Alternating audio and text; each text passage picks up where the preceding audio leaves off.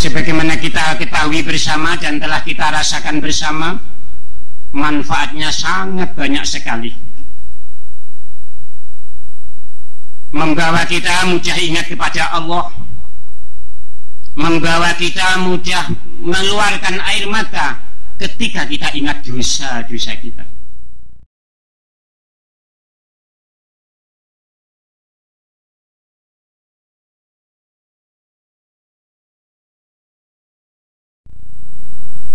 Ini termasuk faedah yang umum. Sedangkan faedah yang khusus, di dalam sholawat wahidiyah ada redaksi doa, ada doa robitoh, ya ayyuhal ghawthu salamullah, alaika rabbini biidnillah, dan seterusnya. Doa ini kalau kita hayati maknanya sangat penting sekali kita pahami bersama. Namun sebelum kami mau menjelaskan kepentingan kita hubungan rohani dengan gois, terlebih dahulu kita ketahui bersama, semestinya keberadaan Sultanul Aulia, ayat-ayat Al-Quran telah banyak yang membahasnya, hanya saja tidak transparan. Memang di dalam Al-Quran tidak ada bahasa atau kalimat Al-Ghaus, namun secara tersirat banyak ayat yang dapat ditafsiri, dimaknai sebagai Sultanul Aulia. Mengapa demikian? Karena ayat-ayat Al-Quran tersebut dijelaskan oleh hadis Rasulullah SAW. Banyak hadis Nabi, sabda Rasul, hadis sahih yang menjelaskan keberadaan Sultanul Aulia. Karena jelasnya, karena gamblangnya ayat Al-Quran dan hadis, sehingga banyak ulama, baik itu ulama ahli fikih, fuqaha yang sekaligus kaum sufi, ataupun spesialis kaum sufi, banyak sekali kitab-kitab yang telah membahas keberadaan Sultanul Aulia. Antara lain kitab Qutul Qulub. Ini insya Allah periode kedua yang membahas Sultanul Aulia.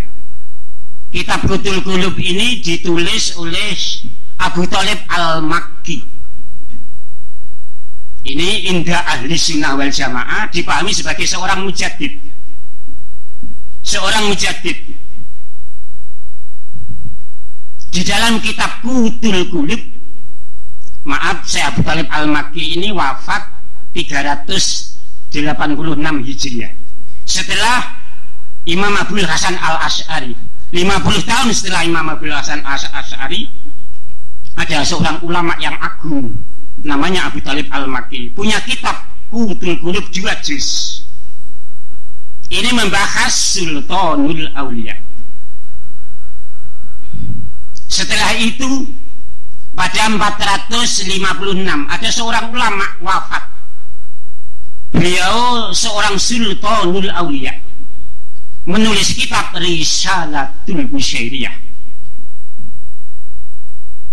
yaitu Syekh Imam Al-Qusyairi. Dalam bab wasiatul muridin, beliau membahas Sultanul Aulia, pentingnya mengenal guru yang kamil, mukamil. Setelah itu lagi Syekh Abdul Qadir Jailani radhiyallahu anhu. 100 tahun dari Syekh Imam Al-Qusyairi, Syekh Abdul Qadir wafatnya 565 Hijriah. Memiliki kitab Sirrul Asror pada halaman 31 dan seterusnya, hanya membahas 3 halaman.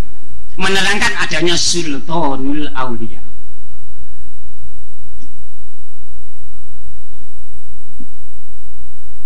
Masih banyak lagi hadirin hadirat. Ada lagi kitab Ijabatul Ghaus, namanya saja Ijabatul Ghaus, ditulis oleh Syekh Ibnu Abidin. Beliau bukan seorang Ghaus, beliau muridnya Ghaus Syekh Ahmad At-Tijani yang memiliki tarekat Tijaniyah. Kitab Ijabatul Ghaus fi bayanil abdal wal autat wal Ghaus, judulnya, kitabnya agak panjang. Ini membahas keberadaan Sultanul Aulia. Syekh Abdul Qadir Jailani itu gurunya itu Sultanul Aulia, tapi merahasiakan diri. Syekh Yusuf Abu Ya'qub Al-Hamadani. Begitu pula masih banyak lagi kitab-kitab yang membahas Sultanul Aulia. Ada lagi Al-Fatawi Al-Hadisiyah, ini sangat masyhur di setiap pesantren di seluruh dunia. Ini kenal kitab ini. Ketika mulai halaman 200 sampai 300 membahas wali kutub, membahas Ghausul A'dham, dan menulis hadis sahih tentang keberadaan Sultanul Aulia yang diriwayatkan dari Ibnu Mas'ud. Bahkan Ibnu Hajar Al-Haytami, penulis kitab Al-Fatawi Al-Hadisiyah, ini seorang fuqaha. Bahkan beliau ini dekan atau kajun kalau sekarang, dekan Universitas Al-Azhar di Kairo, Mesir, yang jurusan madhab Syafi'i. Kitabnya Al-Fatawi Al-Hadisiyah membahas Sultanul Aulia. Ada lagi kitab yang ditulis oleh Sultanul Aulia, Syekh Abdul Wahab Asy-Sya'rani.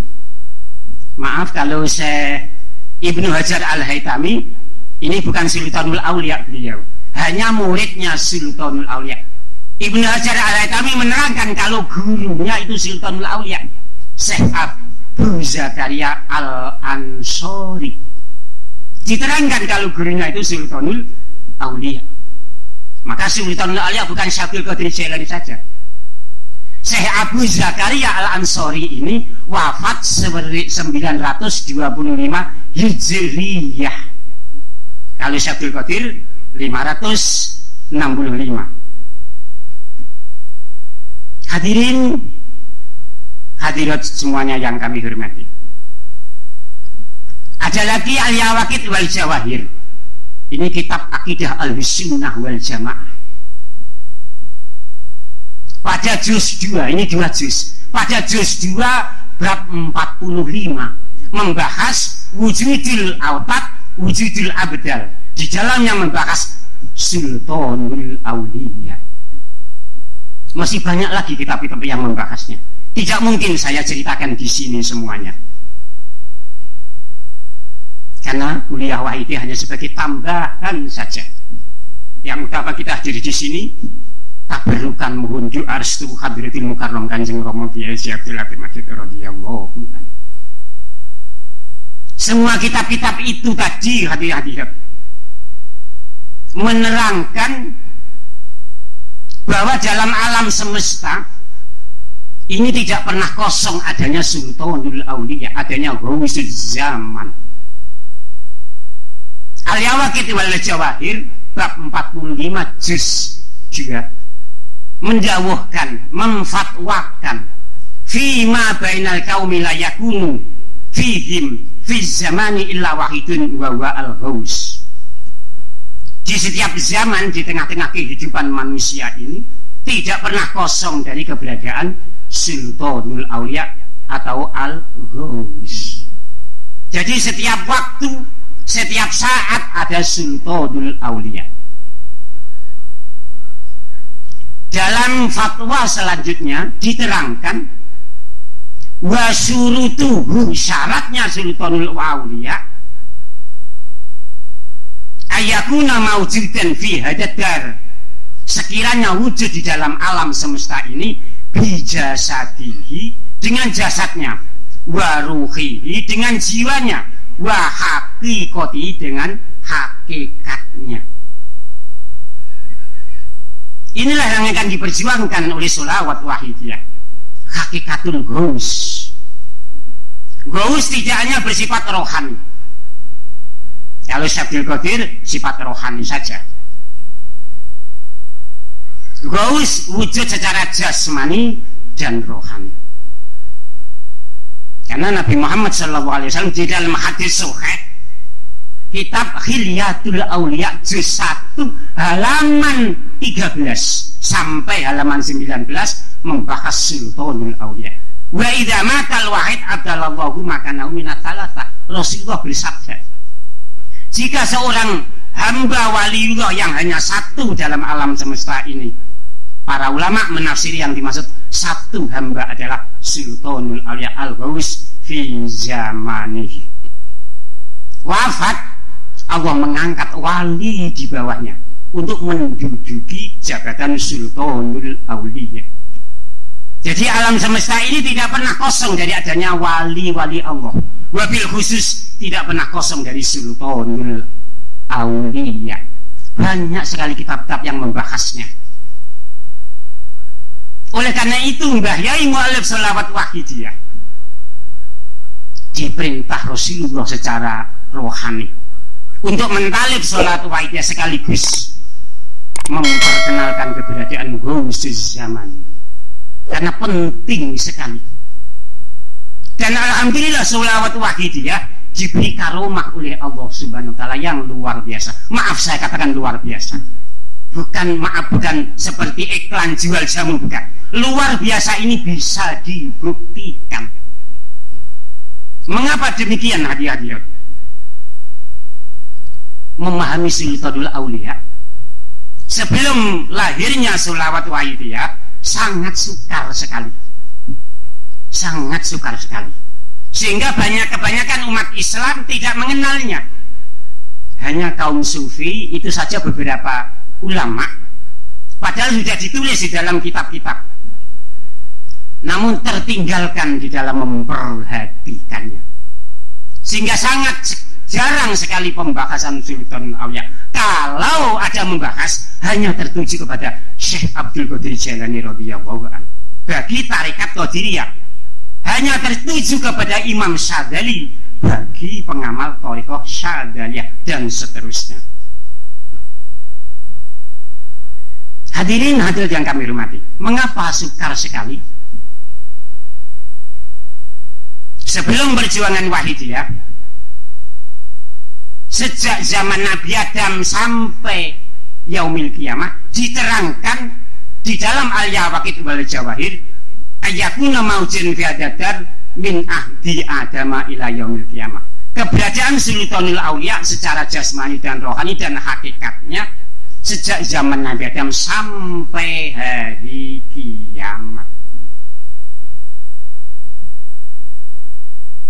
Mengapa sukar dipahami? Karena jabatan beliau ada di alam batiniah, bukan di alam lahiriah. Alam batiniah itu sebagaimana kita ketahui bersama tidak bisa dijangkau oleh akal dan tidak bisa dijangkau oleh indera kita, sehingga karena tidak mampu menjangkau akal kita, sehingga kita cenderung meragukannya, bahkan cenderung mempermasalahkannya, bahkan naudzubillah cenderung mendustakannya. Dulu ada ulama zaman Syekh Abdul Qadir Jailani radhiyallahu anhu. Beliau menulis kitab Al-Mawdu'at, Ibnul Jauzi namanya. Ini mengatakan hadis gaus maudhu, palsu. Namun akhirnya taubat setelah ketemu Syekh Abdul Qadir. Menjelang kematiannya tobat Ibnul Jauzi ini. Ini ditulis oleh Risalah Sufi, ditulis oleh Syekh Al-Kabbani. Ibnu Jauzi dalam kitabnya mengatakan hadis Ghaus itu palsu, maudhu. Karena katanya Ibnu Jauzi, fakullu hadisin ghairu makulin fa maudhu'un. Hadis yang tidak masuk akal itu hadis maudhu. Namun alhamdulillah atas anugerah Allah, sholawatul wahidiyah diberi fadl Allah yang sangat agung. Bukan sekedar membahas dalil, bukan sekedar menceritakan kaidah-kaidah, bukan, tapi mengantar siapapun yang mau mengamalkan, mengantar siapapun yang tekun bermujahadah mengamalkan sholawatul wahidiyah untuk memahami Ghaus secara musyahadah, secara kasyaf. Maka setelah lahirnya sholat wahidiyah, memahami Ghaus diberi kemudahan oleh Allah Subhanahu wa ta'ala. Hadirin hadirat semuanya yang kami hormati, itulah karomah yang dimiliki oleh sholawatul wahidiyah. Mengapa tadi kami katakan sukar sekali dipahami? Karena tidak mampu dijangkau akal, bahkan muhal apabila kita tidak mendapat musyahadah, tidak kita mukasyafah, tidak mendapat karomah hidayah dari Allah Subhanahu wa ta'ala. Sebagaimana Ibnu Jauzi tadi mengatakan maudhu hadis Ghaus. Para kaum sufi mempertahankan itu, meski dikatakan maudhu, mempertahankan, karena banyak kaum sufi ketemu Rasulullah secara rohani, diberitahu Rasulullah kalau hadis Ghausiyah itu sahih, betul, itu sabdaku. Rasulullah berfatwa di dalam alam rohani kepada ulama-ulama sufi. Dan sholawatul wahidiyah atas izin Allah, syafaat Rasulullah, memiliki karomah yang sangat agung. Hadirin semuanya yang kami hormati, bagaimana karomah sholat wahidiyah yang sukar dipahami menurut akal? Yang pertama, hadirin, Al-Ghaus, kalau tidak ada hidayah Allah, kita pun tidak mungkin bisa menerimanya. Kalau sekedar sholawat, banyak amalan sholawat, kita bisa istiqomah, kita bisa memperjuangkannya, karena kita diberi hidayah oleh Allah Subhanahu wa ta'ala, diberi pengalaman-pengalaman, diberi bukti-bukti oleh sholawatul wahidiyah. Tanpa ada bukti, kita akan mendustakannya. Siapapun akan mendustakannya. Maka kita sebagai pengawal wahidiyah, kita akan memaklumi bila ada non pengamal, dia belum mengamalkan namun sering mempermasalahkan. Kita memaklumi karena wahidiyah tidak bisa ditempuh melalui akal dan panca indera, harus dengan pengamalan, dengan tekun, yaumiyah, usbu'iyah, syahriyah, dan seterusnya, akan diberi hidayah oleh Allah Subhanahu wa ta'ala. Apa yang tidak mungkin dicapai oleh akal? Satu, maaf, yang saya sampaikan di sini hanya 3.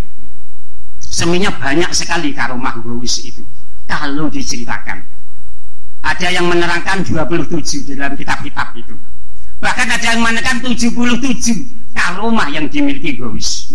Namun dalam kesempatan yang pendek ini, izinan kami hanya menyampaikan yang 3 saja. Yang pertama, Rasulullah Sallallahu Alaihi Wasallam bersabda di dalam kitab Khilyatul Auliya juz 1 halaman 19, masih halaman-halaman awal ini. Inna min khiyari ummati ajsaduhum fil ardi wa qulubuhum fis sama, aqdamuhum fil ardi wa afidatuhum tahtal arsy. Seorang sultanul aulia, kata Rasulullah, manusia yang terpilih, manusia yang terbaik, sabda Rasulullah, jasmaninya di bumi seperti kita, Tapi wa qulubuhum bisama, hatinya di cakrawala angkasa hatinya. Rohaninya memenuhi semesta alam. Maka kalau yang tidak mendapat hidayah sukar mempercayainya ini. Maka Mbah Yai diperintah oleh Rasulullah mentaklib sholawat wahidiyah untuk menolong umat manusia dalam memahami Rasulullah wa gausi hada zaman radhiyallahu ta'ala. Bahkan di dalam kitabnya Syabul Qadir Sirul Asror halaman 31 menuliskan hadis Nabi, innalillahi ibadan, Allah ini memiliki hamba, abdanuhu, badannya fil ardi, badannya di dalam bumi, mungkin di lingkungan kita, wa ukuluhum indal arsy, sedangkan jiwanya, rohaninya di arasnya Allah subhanahu wa ta'ala. Jasmaninya di bumi, rohaninya di arasnya Allah.